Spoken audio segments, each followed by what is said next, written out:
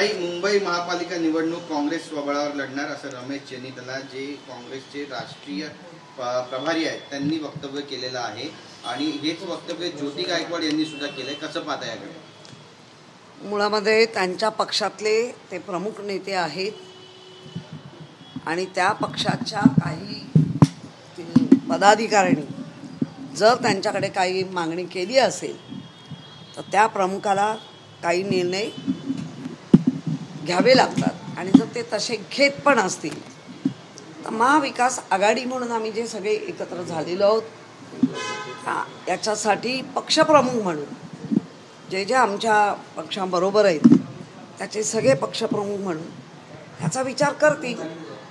पण काही म्हणजे एकदमच असं स्पष्टपणे म्हणण्यापेक्षा जर इतर मित्रपक्ष आहेत त्यांच्या नेत्यांनी एकत्र येऊन निर्णय घेऊन नंतर मग असं बोलणं हे उचित नाही का? आता प्रत्येकाच्या विचार करण्याची पद्धत, मांडण्याची पद्धत ती त्यांच्या मांडण्यासाठी दिलेली त्याची घेतलेली स्वायत्ता काय आपण त्याला करू शकतो. आपल्या समोर जो प्रश्न आला किंवा आता त्याला काय उत्तर ते आम्ही आमचं बघू. पण समन्वयाचा प्रश्नही या निमित्तानं उपस्थित होतोय तर तो दिसतोय, सगळीकडे दिसतोय. तो नुसता महाविकास आघाडीतच नाही, बिहारच्या सगळ्या ह्याच्यात दिसतंय. बिहारच्या निवडणुकीत घेतल्यामुळे कुठेतरी महाविकास आघाडीमध्ये काँग्रेसची कोंडी झाली, कारण तो वैचारिक वाद सुद्धा आहे आणि त्यामुळे काँग्रेस स्वतंत्र लढण्याचा निर्णय घेते असं सुद्धा काही दिवसांपूर्वी हर्षवर्धन सटवाळ यांनी वक्तव्य केलं होतं. हे अडचणीचं ठरतं आणि याचा फायदा जो आहे तो महायुतीला होईल महानगरपालिका निवडणुकीत असं वाटतं तुम्हाला?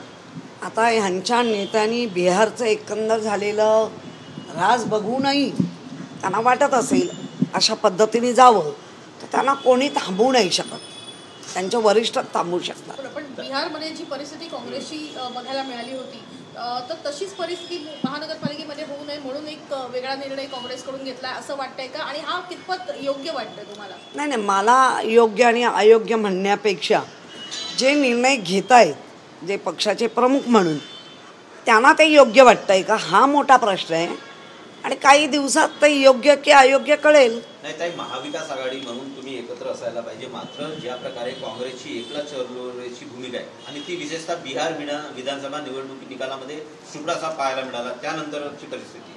म्हणूनच सांगते एका निकालाच्या आधारे वेगळ्या येणाऱ्या निवडणुकीत एकत्रित राहून लढणं हे जास्त सोयीचं आहे.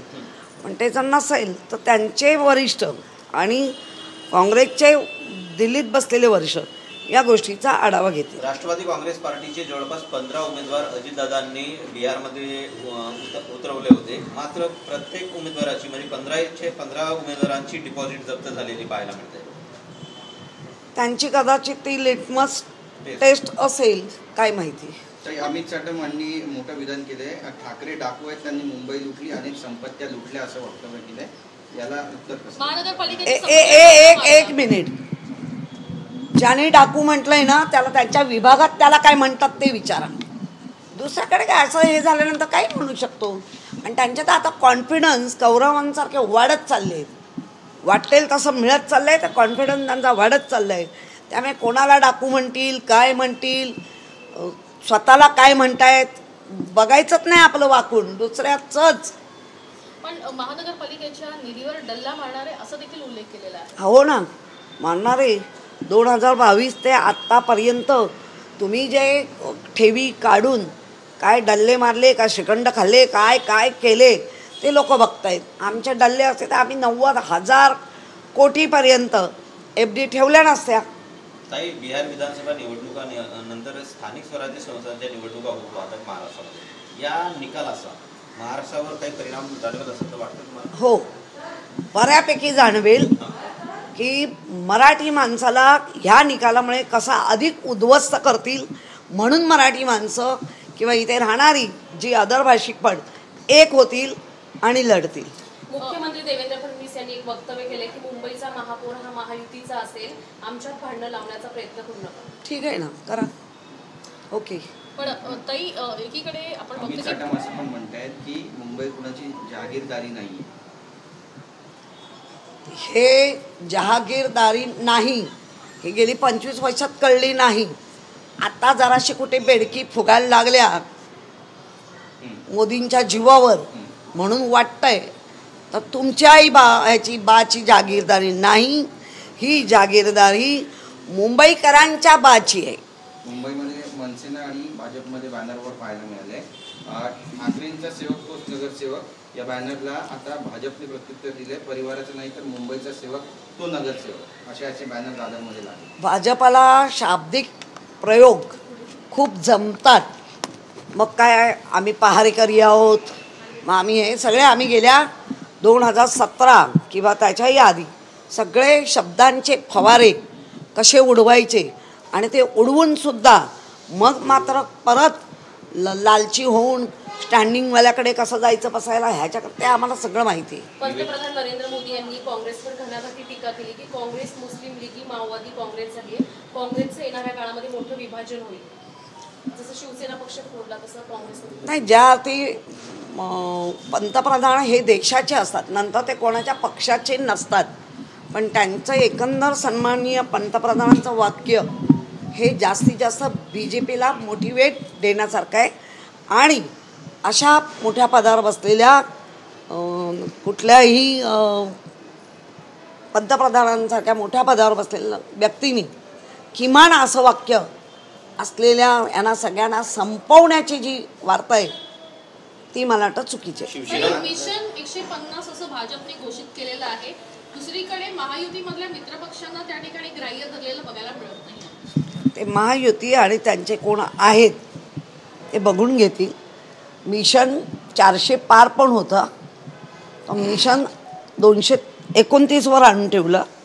त्यामुळे मुंबईकर आहेत, मुंबईकर बघतील मिशन चालवायची की मिशन बंद करून टाकायची. बिहार निवडणुकानंतर निवेदिता सराफ यांचं वक्तव्य समोर आलंय, ज्याने अनेकांच्या भुवया उंचावल्या. त्या म्हणतात की मी भाजपची कट्टर फॅन आहे, या निवडणुकीचा निकाल पाहून मला फार आनंद झाला. मला ना ह्या अभिनेत्र्यांवर काही बोलायचं नाही, कारण त्यांचं जिथे पान लागलेलं असतं तिथे आपली पत्रावळ घुसवण्यामध्ये माहीर आहे. असं वाटतं की कलाकार जेव्हा गरज असतात तेव्हा ठाकरेंकडे मोठ्या प्रमाणात बघायला मिळतात किंवा स्क्रीनची गोष्ट असते त्यावेळेस मोठ्या प्रमाणात असतं, मात्र जेव्हा निवडणुकीच्या नंतरच्या प्रतिक्रिया असतात त्या आश्चर्यकारक. सगळेच कलाकार नाही आहेत, पण ज्या कलाकारांना काही दिलं गेलं, सांगून दिलं गेलं, अधिक कलाकार पण होते पण त्यांना डावलून दिलं गेलं, मग ह्यांना बोललंच पाहिजे. आता ती निवेदिता ना सराफ, अजून त्यांना काहीतरी हवं असेल, हवं असल्याशिवाय काय बोलणारच नाही. त्या काय हे म्हणून नाही. टेंभुर्णे येथे एका हॉटेलच्या मालकाने अक्षरशः नग्न करून त्यांच्या मॅनेजरला मारलंय आणि तो व्हिडिओ प्रसारमाध्यमात खूप मोठ्या प्रमाणात व्हायरल होतो आहे. एकूण खूप मोठ्या प्रमाणात अशी मारहाण झाल्याचं समोर येतं आहे. लोखंडी रॉडने स्टाफच्या समोर मारहाण केलेली आहे, त्याचा पाहत आहे. काय बघायचं? गृहमंत्रीला विचारा हे काय पाहताय. आम्ही काय बघायचं? आमच्याकडे काय कायदा? आम्ही संताप व्यक्त करतो, दुःख व्यक्त करतो, याच्या पलीकडे काय आहे आपल्याकडे? महाराष्ट्रात बिबट्यांची दहशत वाढते, कसं पाहता? काल पण नाश्ता बिबट्या दिसला होता, अनेकांना जखमी केलं त्याने, आणि गिरीश महाजन सुद्धा राऊंड 0वर उतरले त्याच्याकडे बिबट्या पकडायला. नाही, गिरीश हुशार आहेत, त्यांना माहिती आहे बिबट्या पूर्वेला गेलाय. मग आपण बिबट्या पूर्वेला आहे, मग आपण जरा आपण दक्षिणेला घुसूया आणि आम्ही ग्राउंड लेवलला हुशार आहे. हे बिबट्या महाराष्ट्राला त्रास का देत आहेत तुम्हाला काय वाटतं? महाराष्ट्राचाच वाघ पळवलाय, त्यामुळे ते बिबटे चिडले, अरे असं कसं करतात. शिवसेनेची पूर्ण तयारी एकूणच स्थानिक स्वराज्य निवडणुकीसाठी झालेली आहे का? मुंबईसाठी शिवसेनेचा नारा काय असेल?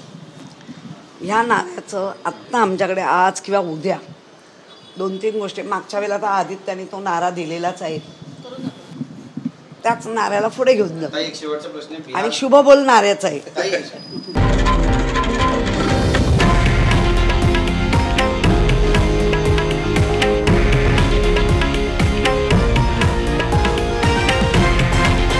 हे आहे देशातील नंबर 1 न्यूज नेटवर्क आणि आपण पाहत आहात TV9 मराठी, एकमेव.